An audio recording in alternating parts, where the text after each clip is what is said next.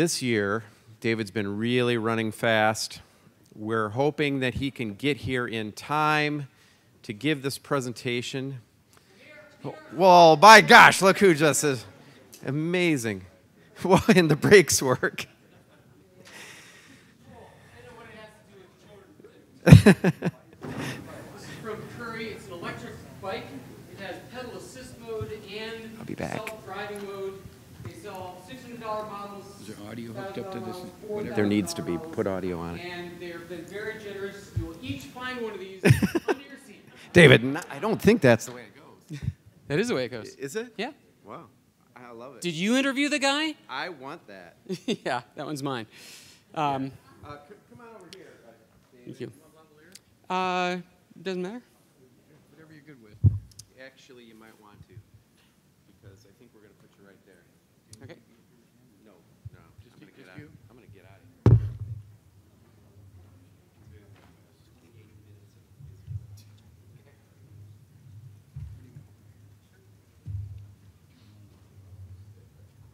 Yeah, but we have to let you test something for us. We have one more thing we want you to test, David.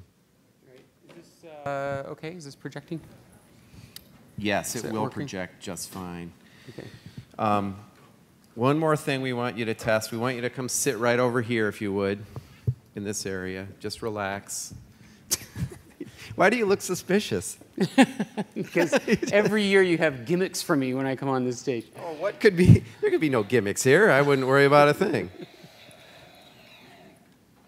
Maybe you should describe what you're seeing. I mean, I don't really know what we're seeing. And I'm just going to... Here you go. Whoa. Whoa. I think I saw this in a movie once. Yeah. Hey, wait, hold on a second. That's what you get. Jeez. That's for being late 2 years ago. And this is for that one review of that one product. I can't remember. Hours of fun for the whole family. And this is for not taking out the recycling 2 weeks ago. And you're controlling these, aren't you? You have the remote? That is so cool. Yeah, David, you want to take over? So tell us what these are. These are combat creatures, arachnids. Arachnids. Gadgets out this fall. The guy who's responsible is up there, David. He's Skyped in. So Oh, hi. There he is. If you come over here, you can actually see him. He can see you. There you are. How are you? This is David Pogue. We just shot the audience with your toy. You've just broken my toy. We sent two people to the hospital. Well done. Good work. Well, I'm in here in Hong Kong at the moment, so that's why I'm in a hotel room. I'm in a dressing gown. Okay, so it's 5 o'clock in the morning here.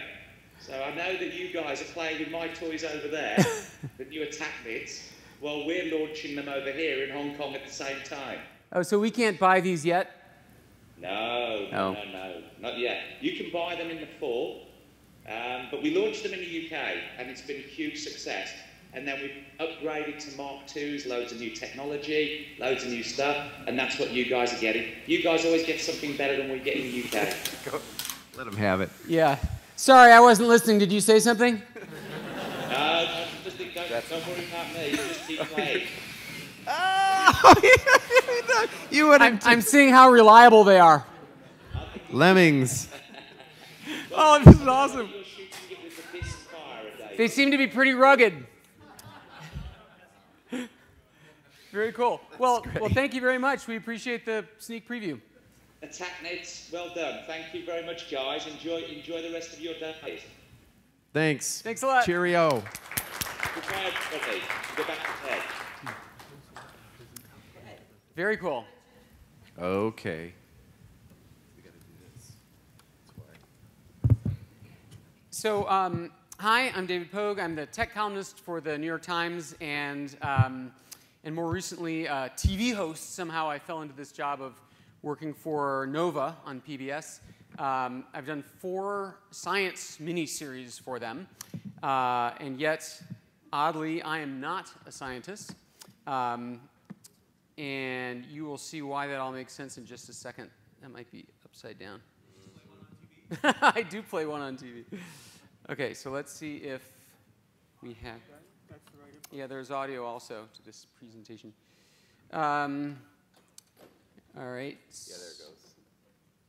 Wow, that's cool. See, David's running Windows and I've like never 3 seen things that. on this.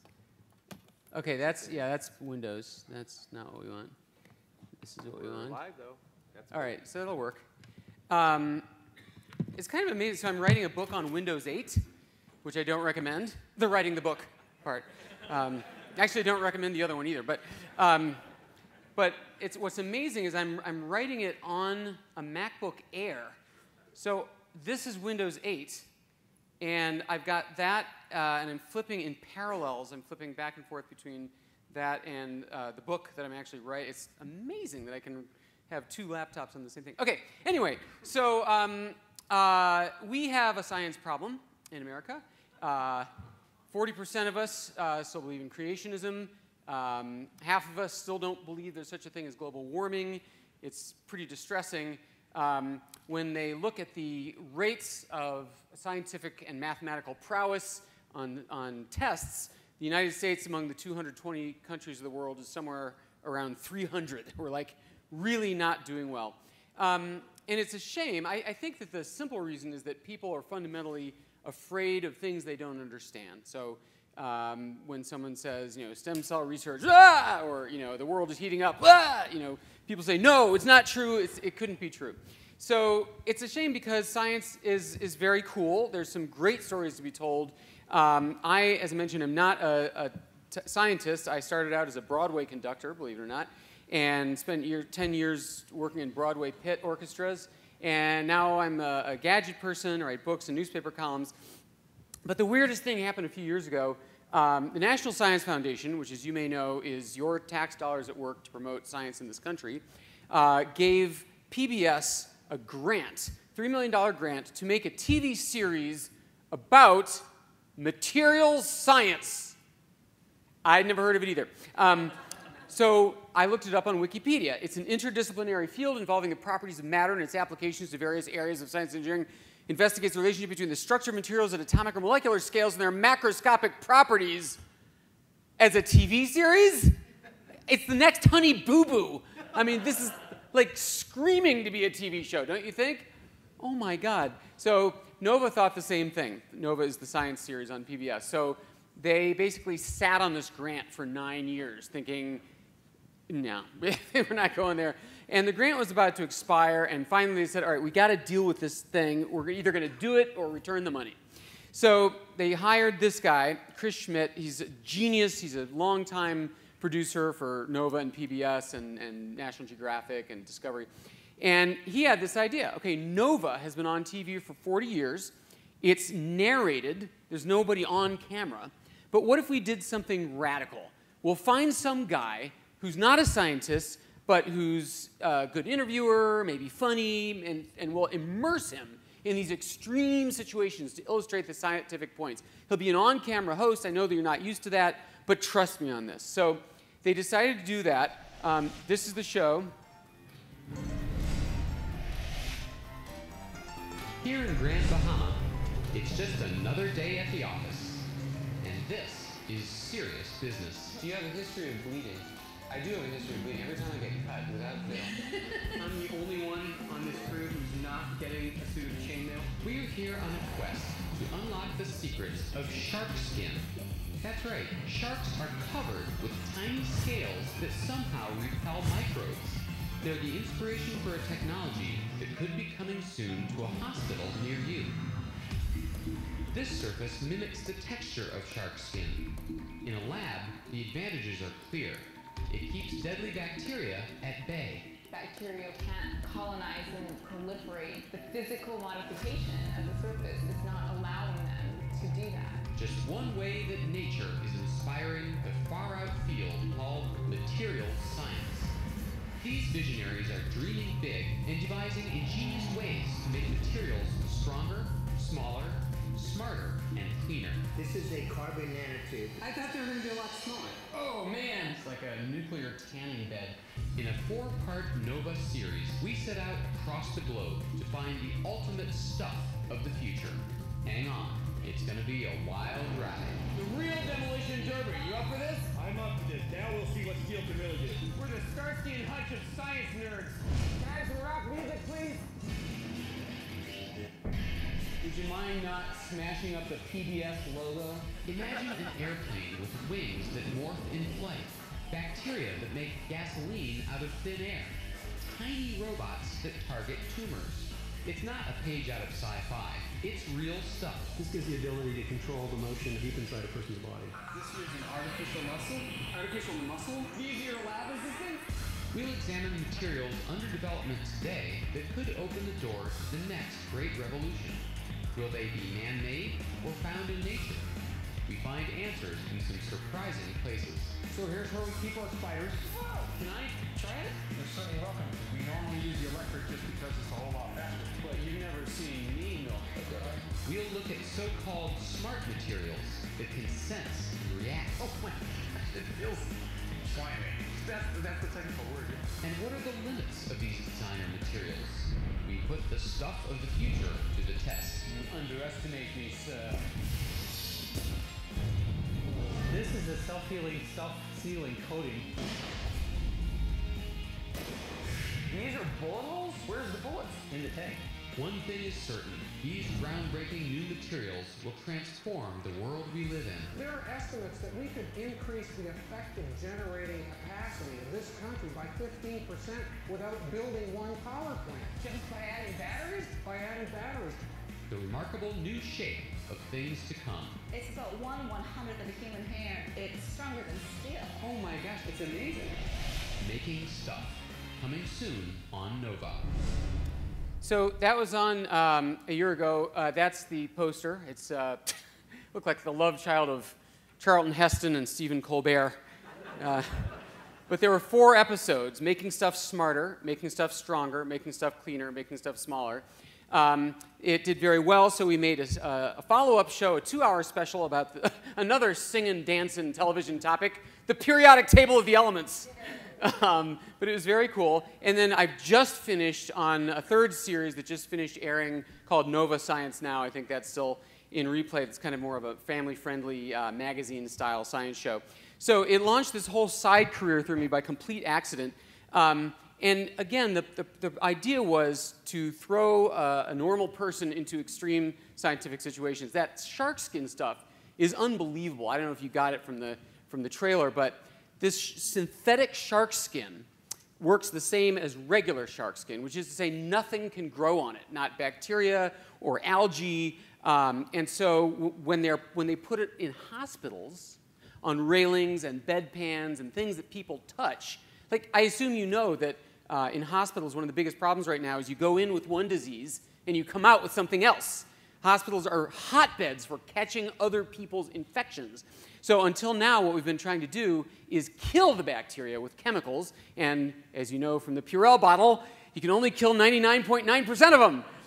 And then the rest live on to become super virus, super bacteria that you can't kill. I don't know if you've heard of MRSA, MRSA. It's something like resistant strain antibiotic. Anyway, MRSA is a bacteria that cannot be killed with any chemical we've got. And so last year, MRSA killed more people in this country than AIDS. It's a horrible problem. So this guy came up with the synthetic shark skin, and it works. They put it on doorknobs and light switches, and now, instead of trying to kill the bacteria, we're just sending them away. We're saying, go somewhere else where people won't touch them. So to illustrate this point, they sent me diving in the Bahamas with these sharks, and when you see the footage, and by the way, all these shows are available for free at pbs.org. It's your tax money at work. So you see me sitting there with my hands under my armpits. And the reason for that is that the handler on the left advised me that she would be swirling chum, bloody fish guts, through the water to attract the sharks. And it would probably be not a good idea for me to wave my hands too. Because the shark might think, and even so, as you can see in the picture, like, if this is the lady with the chum, the shark, and that's me right there, the shark would be like, "Oh, have you got some too?" You know, like come right at me. I'm like, no. Like the water around me got much warmer. So it landed on a nuclear aircraft carrier. rode in that demolition derby to illustrate the tensile strength of steel. Went hang gliding. That's unbelievable. Next time you take your kid to Orlando, consider taking one day instead of going to Disney World to take him to this place, Wallaby Ranch. The guy has done 70,000 tandem flights since the 70s when he pioneered the sport without a single accident. And for $100, he takes you up. It's not the dangerous kind where you go off a cliff. That's where people get killed. On these, they tow you up in an ultralight plane very gently. And then when you get to the altitude you want, you unclip from the plane and you just soar for half an hour back to the ground. It's the most life-changing experience of your life. For Nova Science Now, one episode was What Makes Us Human, trying to determine what differentiates us from the animals. A lot of people say it's because only humans laugh. So we went to the Cincinnati Zoo to see if that were true. That's me tickling a baby elephant. That's me tickling a baby penguin. And actually, that's something everyone should also do before you die. So I had what I thought was great success. I was tickling this thing, and it was doing it. It was like, I'm like, hey, the penguin laughs. I've made a scientific point. And the zookeeper guy goes, I'm like, what? Didn't you hear him? He goes, he's not laughing. I'm like, what do you think that was? He goes, you're arousing him. I'm like, oh, is there someplace I can wash my hands? Did beekeeping, fired an AK-47, rode the world's fastest electric motorcycle. And this is a really interesting story. So there's this goop called magnetorheological fluid. It's like motor oil with finely dissolved metal particles in it. And what's cool about it is when you put an electromagnetic force on it, the goop hardens. So it turns from a liquid to a solid in the presence of a magnet. So what they're doing is they're putting this stuff in shock absorbers on high-end cars, especially the military in Iraq and Afghanistan who have to drive for hours over lousy roads. They've enhanced the shock absorbers in our Jeeps using this stuff because the electromagnet is adjusting the stiffness of the shocks hundreds of times a second per bump. So here's a little excerpt from the show. It's not my narration yet. This is an early draft. Seat recline anyway.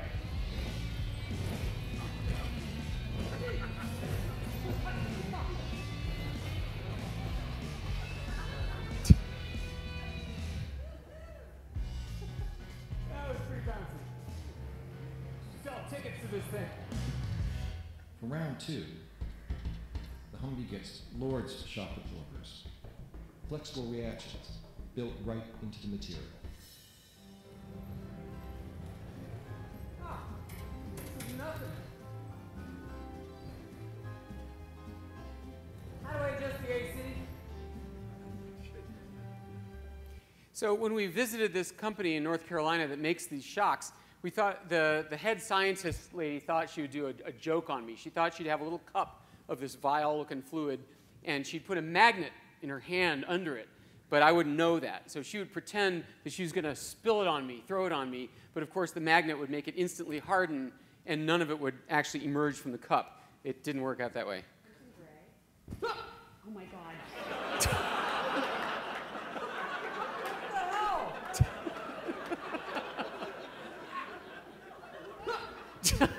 I love her.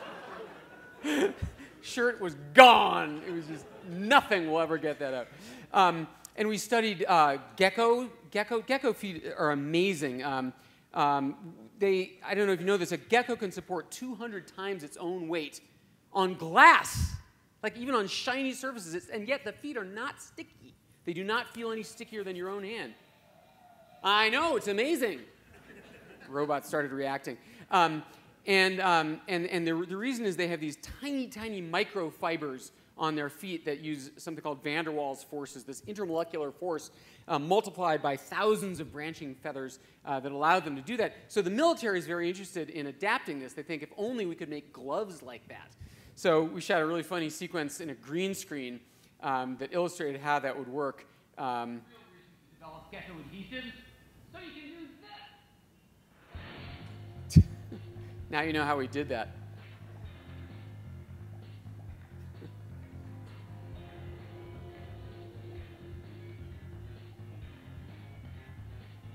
Now you know how they did Spider-Man.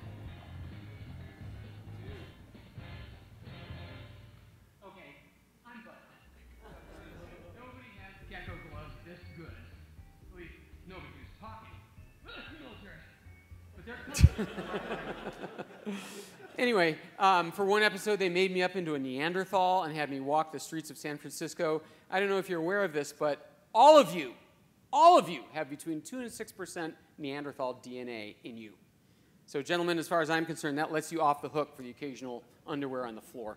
That's, so that was the end result.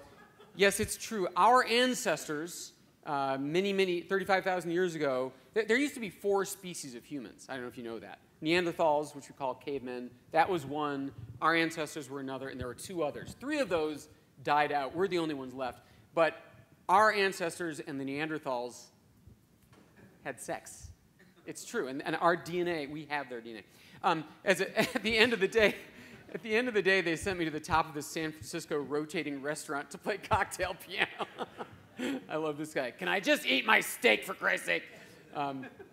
Anyway, did a thing on next generation lie detection. This is really wild. The FBI is experimenting with eye tracking. And for example, when you see a face, they've discovered that your eyes instinctively, if it's somebody you know, go eyes, nose, mouth, a triangle like that on George Bush. That's what my eyes did unconsciously when I saw that photo. But if you see a stranger you've never seen before, you go face, hair, ear line, you take in much more. And so that way they can tell if a suspect is telling the truth or not about, have you ever seen this guy before? Another really amazing thing they do, they'll take a photo of the crime scene, but they'll Photoshop the dead body into a different place in the room. And only the guy who really did it will instinctively look where it used to be. Isn't that brilliant? So brilliant. Yeah, they're also trying to do brainwave lie detection. That's what that was. Either that or that's when I got a perm, I'm not sure. Yeah, left octopus hickeys all over my face. We did a thing on homing pigeons. How do they work? How do they do it? To illustrate this, they had a referee. They put me in that van, drove me for an hour into the Arizona desert, and had me race the pigeon home. They released both of us in the middle of nowhere. They gave me a compass and car keys and said, go. And I wasn't allowed to have a phone with me. So I like, the pigeon beat me by like 8 hours. Oh, this is 900 pages and just about dead. This is the blooper reel. Nobody's seen this. Shove it up your O'Reilly. Manuscript done, and I don't goddamn care. Sorry. Yay! Yay! David doesn't have a book over his head. So we've just done our little test in the tank there, and what we're going to do now. You're welcome. That's just for the blooper reel. We like that.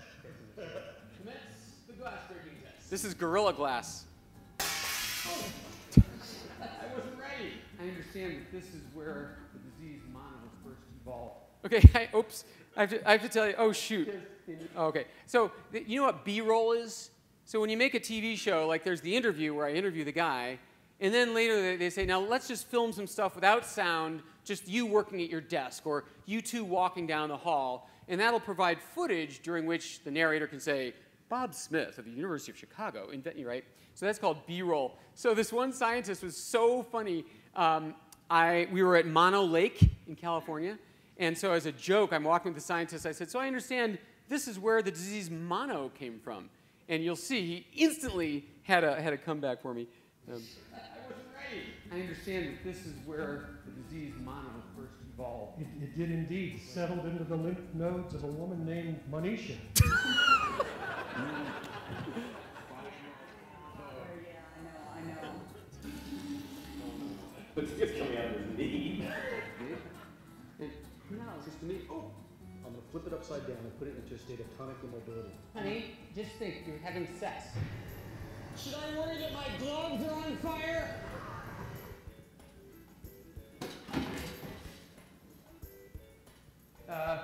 We have a little problem. The bottle fell in the fake pee and splashed in. Why is it that our lungs are not exploding out of our chests? Because what you're breathing is N2 and O2, not NO3, because that would kill you. That would kill you, David. And so it's the... You would die. So that would be... I wouldn't be able to talk anymore. What are you suggesting? Fly, be free. Oh, great. She's stuck that way. mousetraps here, and we put ping pong balls on each one of those mousetraps. It simulates a nuclear chain reaction.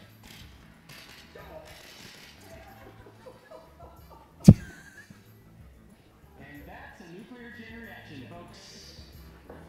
That way.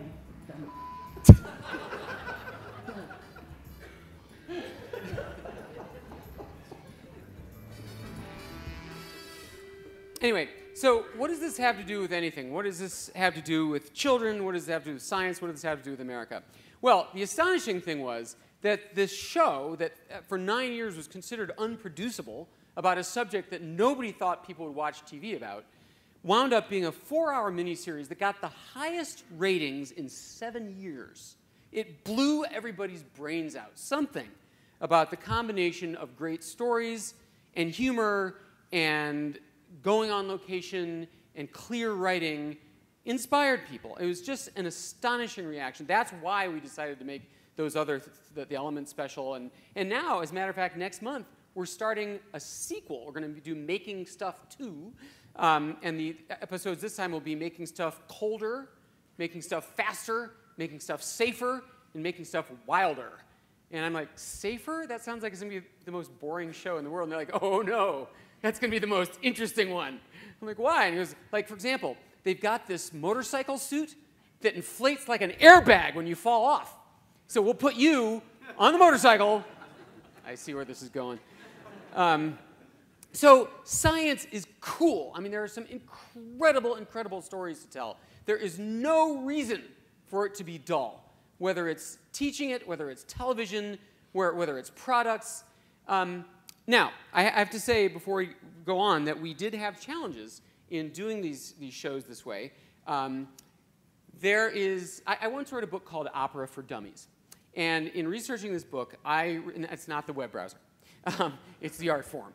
And what not many people realize is opera did not used to be a snobby, elitist, repressed tuxedo and ball gown affair. When opera was in its heyday a couple of hundred years ago, you'd put on your jeans, you'd take food, you'd throw tomatoes if the singer was bad. I mean, it was like going to the movies. It was like a much more populist affair. And science should be like that too. I don't know where it got to be serious. Like, it doesn't need to be serious. So Nova has been serious for 40 years. These shows were a lot lighter, and they made fun of things that deserve to be made fun of, because humor is part of the whole human picture, if you ask me. So it did not go down well with everybody. We did a sneak peek of Making Stuff in Washington, D.C. a few weeks before it aired, and there was this old guy who got up in the back of the audience. He said, "I've been watching Nova for 40 years, and I've never seen such crap in my life. What is this humor?" I mean, he was shaking mad, like they were moving his cheese. And I routinely get emails like this: your O'Reilly books are great, your New York Times articles are great, your PBS shows are great, but your humor on PBS is so bad, I just have to let you know. Try watching As If You're Not You. Wow. So there are obstacles. Another obstacle is the shoot schedule for these things. I've got 3 kids. The shoot schedules are outrageous. I mean, there were entire months where I was home for like 4 days of the entire month flying around shooting these shows. So why do it? Why push back against the people who think science should be serious, the traditionalists, to be gone all the time, to spend a lot of government money on science shows, on topics that some people don't agree with, global warming, blah, blah, blah? Well, I got this email. My 7-year-old daughter, Eva, may be one of your biggest fans. Last spring, when PBS aired Making Stuff, she got hooked on the series. We had to buy it on DVD. We've watched episodes several times a week for the entire year. Poor father. She's been in a state of extreme anticipation to see Hunting the Elements. As it aired this evening, she could not be budged from the program by thirst or hunger. Crying baby sister, she had to see every minute of it well past her bedtime. Today we found out you'll be visiting our home state of Oklahoma next week, and for 5 hours she talked about nothing but science elements and getting your autograph. Maybe meeting you would be a highlight of her life thus far. So why do we do it? Why do we go through the trouble and the expense and the travel? That is why.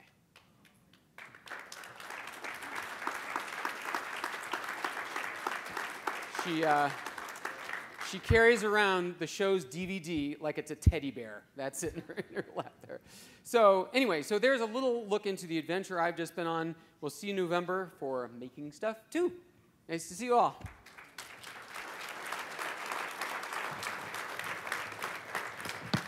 David, how was your son's internet stuff we were talking about last year? Remember? Any update? Yeah, I was talking about the struggles we have with my now 8-year-old and his iPad addiction.